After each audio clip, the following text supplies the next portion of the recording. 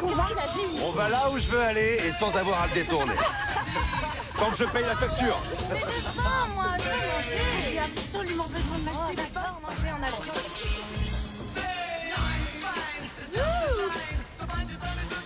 Allez, dépêche-toi. J'arrive.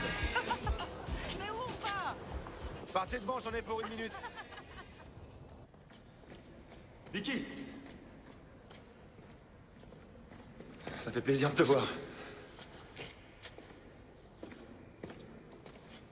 J'ai entendu dire que tu passais de plus en plus de temps dans ces trucs-là. Tu voles, toi? Oh non. Je crois que les assurances ne voudraient pas. Tu devrais essayer. C'est bon pour la discipline. Il faut respecter les procédures, suivre les règles, oublier son ego. Ça aide pour la course. Je suis déçu, je m'attendais à une belle tirade, une envolée lyrique sur les charmes et la beauté du ciel. Non, ça, c'est des foutaises. Qu'est-ce qui t'amène ici?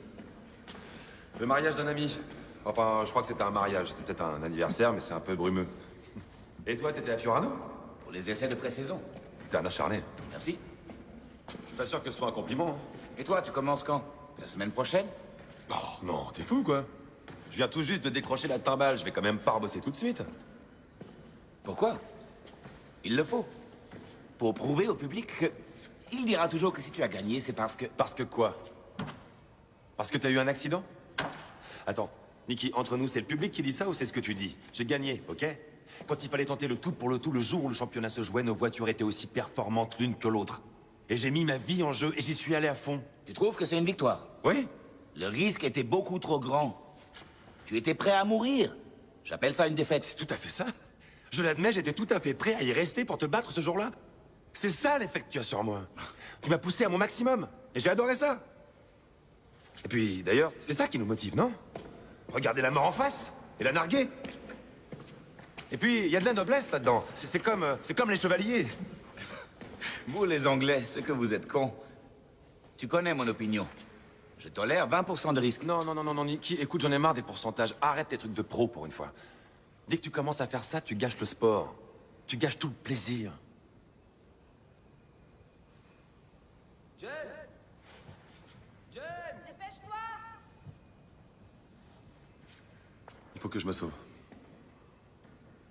Sois prudent dans ce truc-là. James?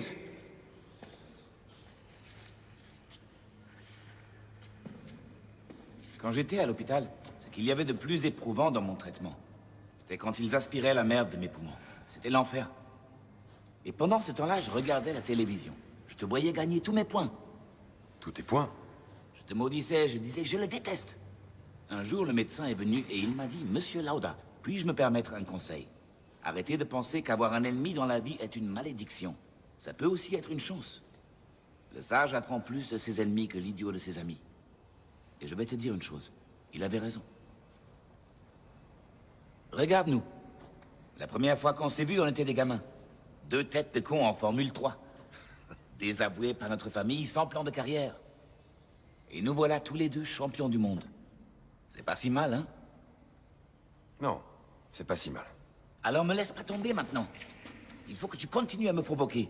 Remets-toi au boulot. D'accord, je le ferai, c'est promis. Mais j'ai l'intention de prendre du bon temps avant. Il faut garder une place pour le plaisir dans la vie. À quoi bon avoir des milliers de coupes, de médailles, des jets privés si c'est pas pour jouir un peu de la vie? Sinon, c'est pas une victoire. On va partir sans toi. James. Rendez-vous sur le circuit, champion. Compte sur moi. Champion. Sinon, ça a l'air d'aller? T'es le seul mec qui soit plus beau après avoir eu le visage brûlé.